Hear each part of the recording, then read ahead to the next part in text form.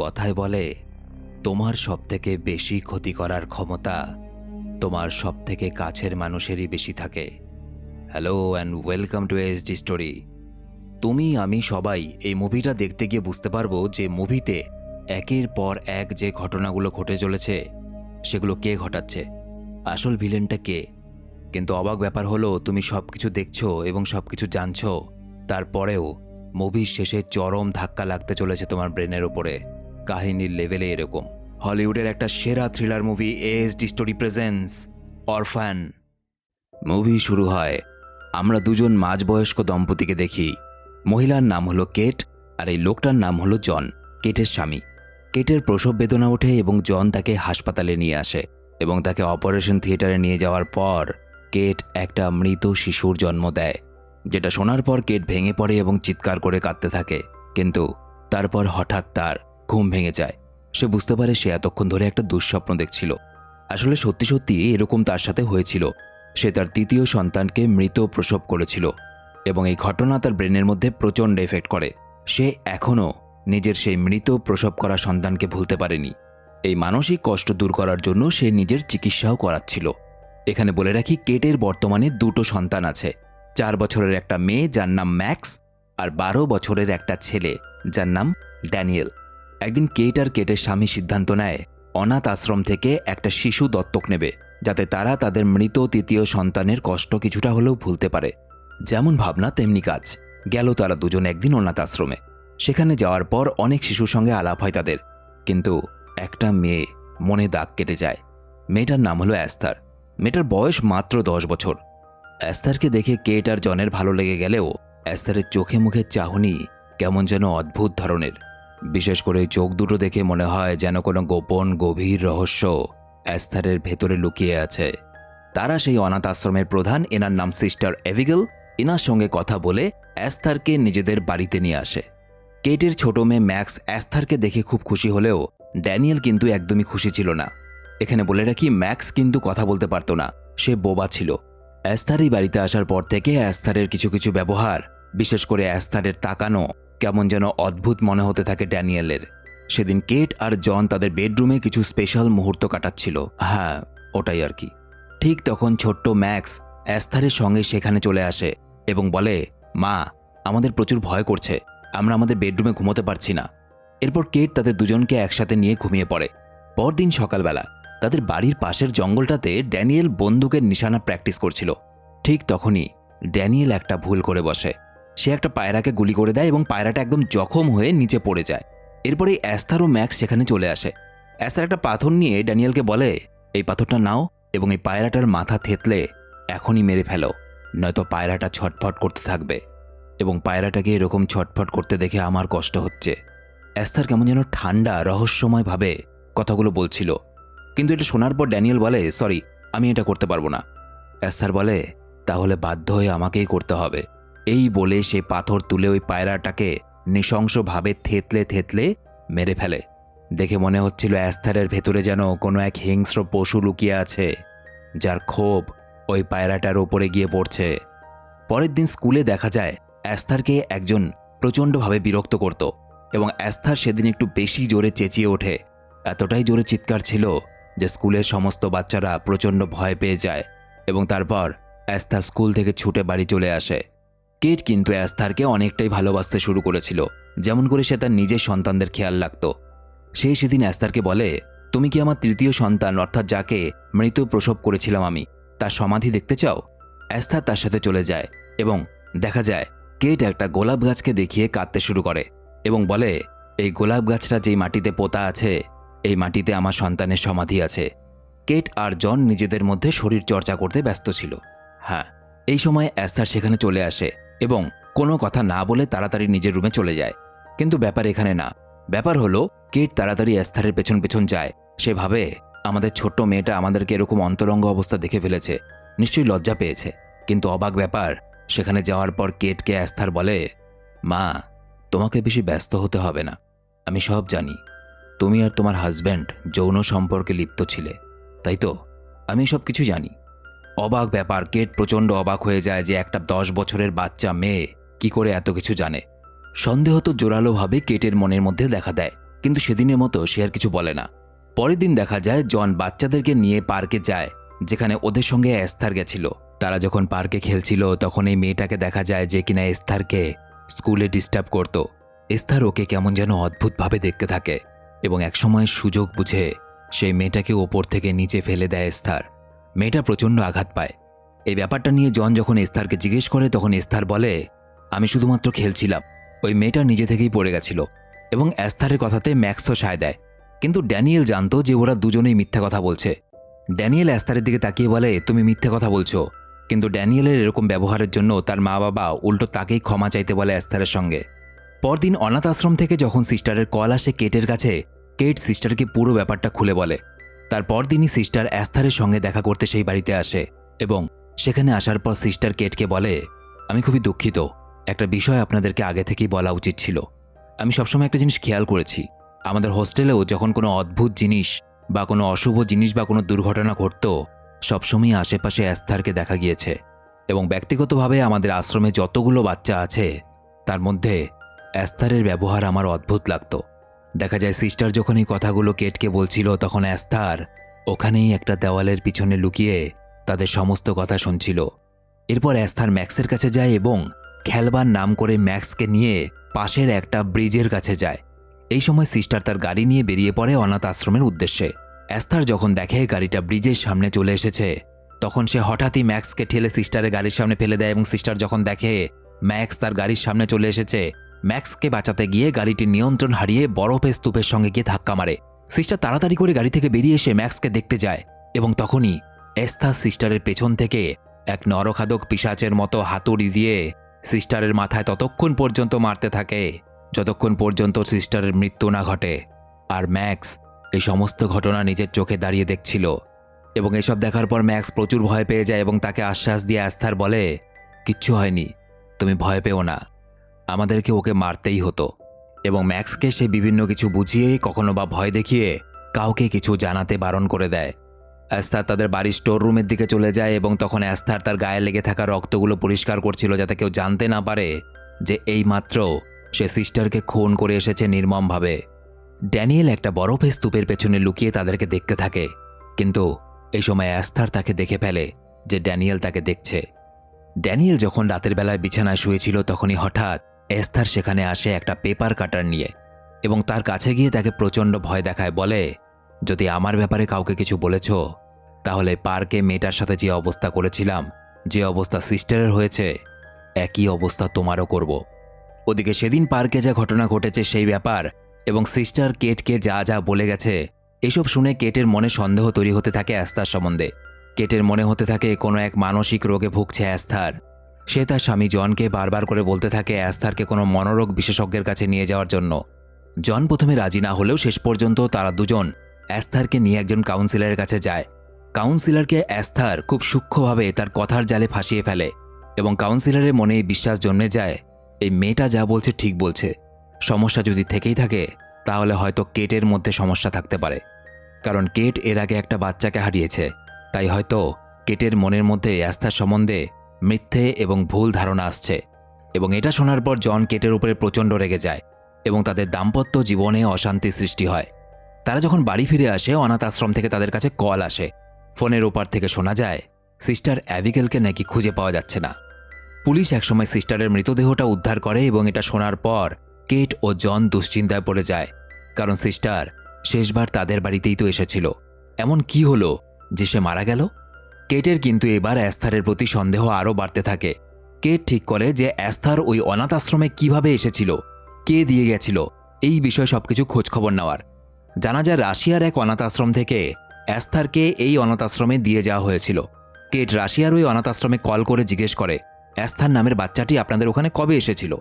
এমনকি ইন্টারনেটে অনাথ বাচ্চাদের রেজিস্টার যেগুলো ওয়েবসাইট রয়েছে সেই সবগুলো জায়গায় সার্চ করার পরেও তারা কিন্তু কোনো ইনফরমেশন পায় না এস্থার সম্বন্ধে। সেদিন কেট যখন কিচেন রুমে কাজ করছে তখনই হঠাৎ সেখানে এস্থার আসে। এস্থারের হাতে অনেকগুলো ফুল ছিল, সে কেটকে দেওয়ার জন্য এনেছিল, কিন্তু ওই সমস্ত ফুল দেখে কেট প্রচণ্ডভাবে রেগে যায় এবং রাগে দুঃখে চিৎকার করে কাঁদতে থাকে, কারণ এই ফুলগুলো ছিল তার মৃত সন্তানকে যেখানে সমাধিস্থ করা হয়েছে সেখানকার ফুল। এই গাছের ফুল পাতা কোনোটাই ছেঁড়া হতো না, কারণ এই ফুল গাছটাকে কেট নিজের মৃত সন্তানের মতোই ভালোবাসত। কেট এস্থারের কাছ থেকে ফুলগুলো নেওয়ার জন্য এস্থারের হাত শক্ত করে ধরে, কিন্তু এস্থার কোনোভাবেই ফুলগুলো দিতে চাইছিল না এবং এস্থারের চোখে মুখে কেমন যেন একটা শয়তানি ছাপ ছিল। দেখে মনে হচ্ছিল এস্থার ইচ্ছে করে ওই সমাধির ফুলগুলো ছিঁড়ে নিয়ে এসেছে যাতে সে কেটকে উত্তেজিত করে তুলতে পারে।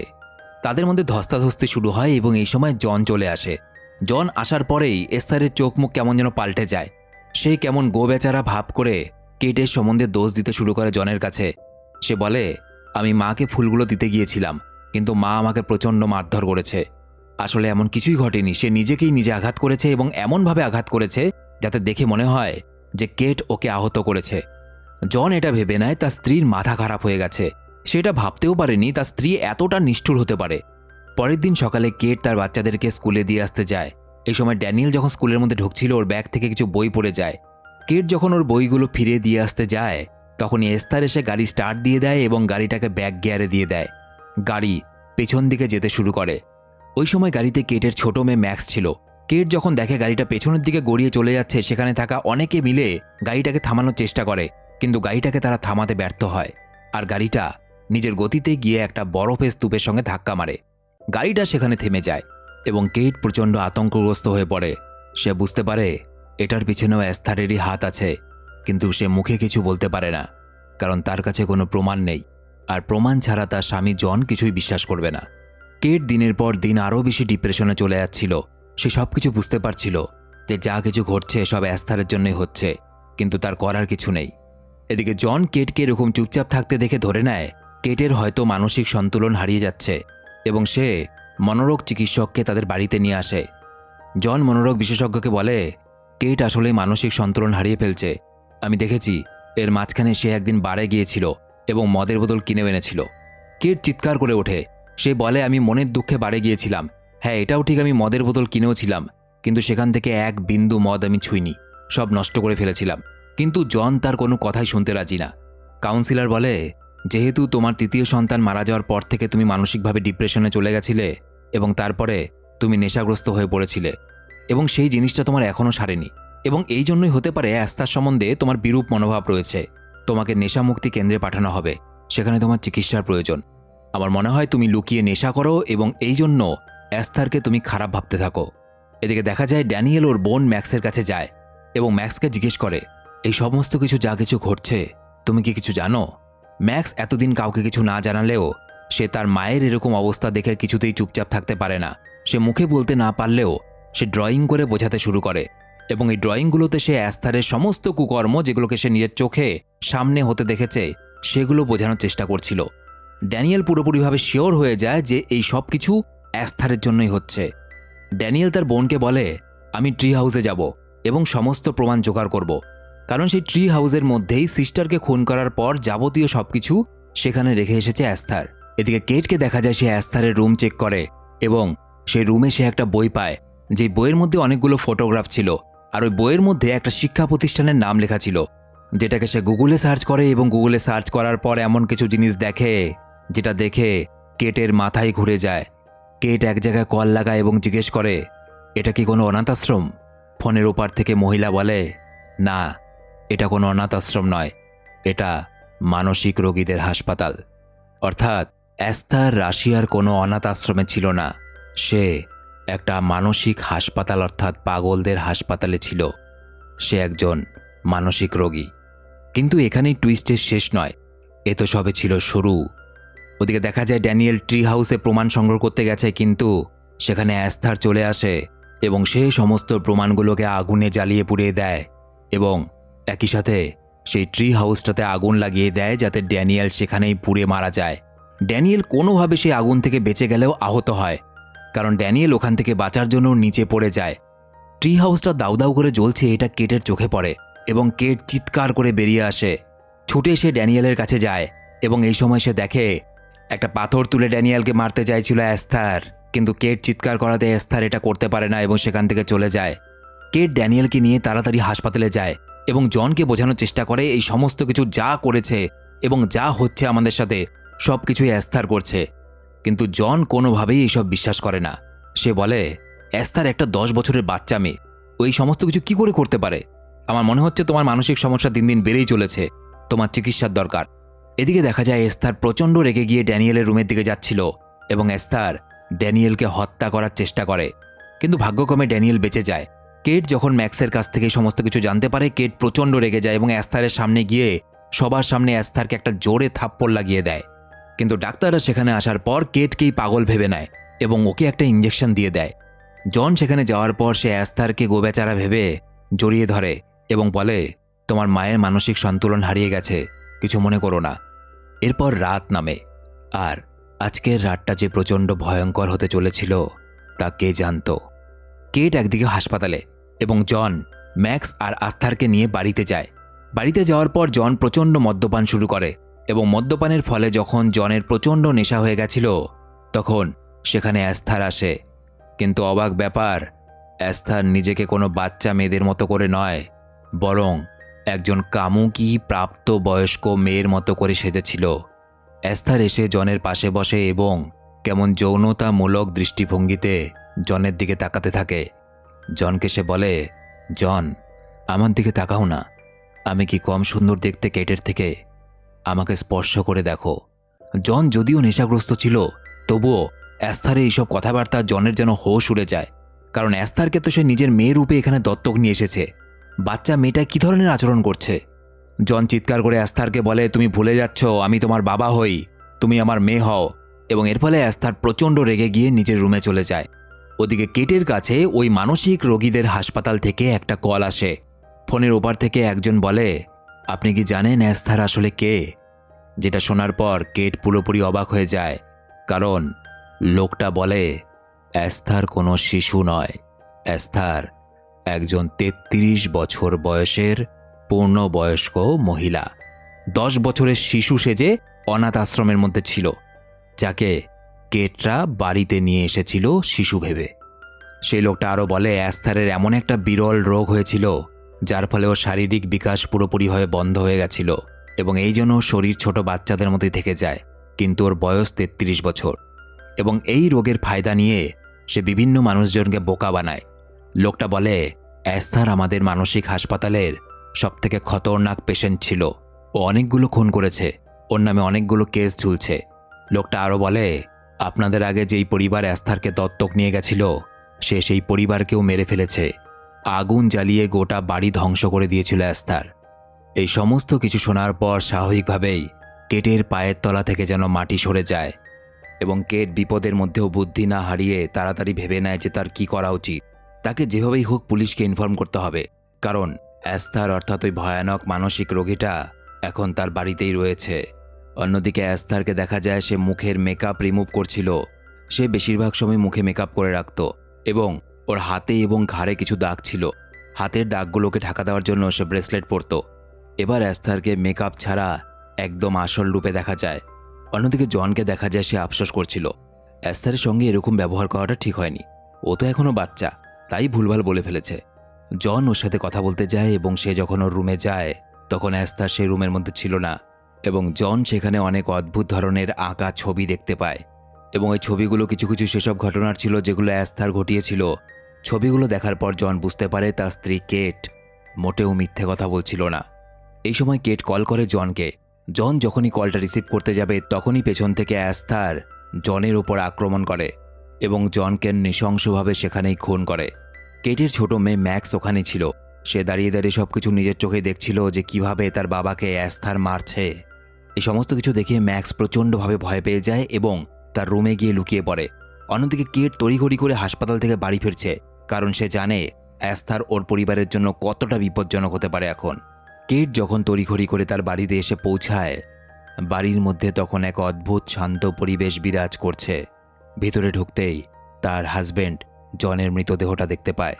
কেট জনের কাছে গিয়ে প্রচণ্ডভাবে কাঁদতে থাকে এবং সমস্ত কিছুর জন্য নিজেকে দোষী বলে মনে করতে থাকে, কারণ সেই তো দত্তক নিতে চেয়েছিল একটা বাচ্চা। এরপর কেট একটু সামলে নিয়ে ম্যাক্সকে সারা বাড়িতে খুঁজতে থাকে। এমন সময় দেখা যায় এস্থার কেটের ওপর আক্রমণ করে বসে এবং শ্যুট করে দেয়, যার ফলে কেট আহত হয়। অন্যদিকে ম্যাক্স নিজেকে বাঁচানোর জন্য তাদের বাড়ির মধ্যে থাকা গ্রিন হাউসে লুকিয়ে পড়ে। গ্রিন হাউস অর্থাৎ এখানে বিভিন্ন ধরনের গাছপালা সংরক্ষণ এবং পর্যবেক্ষণ করা হয়। এস্থার ম্যাক্সকে খুঁজতে থাকে এবং এই সময় কেট ওই গ্রিন হাউসের ছাদে চলে আসে এবং সেই ইশারায় ম্যাক্সকে সেখান থেকে চলে যেতে বলে, কিন্তু দুর্ভাগ্যবশত কেট কাঁচ ভেঙে এস্থারের উপরে পড়ে যায়। এস্থারের উপরে পড়ার ফলে এস্থার অজ্ঞান হয়ে যায়। ততক্ষণে পুলিশ চলে এসেছে। গ্রিন হাউসের মধ্যে এস্থার অজ্ঞান হয়ে পড়েছিল, কিন্তু মুহূর্তের মধ্যেই কেট দেখে এস্থার সেখান থেকে গায়েব। কেট ম্যাক্সকে নিয়ে ছুটে বাইরে বেরিয়ে আসে এবং দেখা যায় এস্থার কোথাও পালায়নি। সে বাইরে গিয়ে কেটের ওপর আবার আক্রমণ করে, যেটা পুলিশ দেখতে পায় না। এস্থার তাদেরকে মারার অনেক চেষ্টা করলেও ম্যাক্স একটা বন্দুক তুলে ধরে এস্থারের ওপর এবং নিজের অজান্তেই শ্যুট করে দেয় এস্থারকে।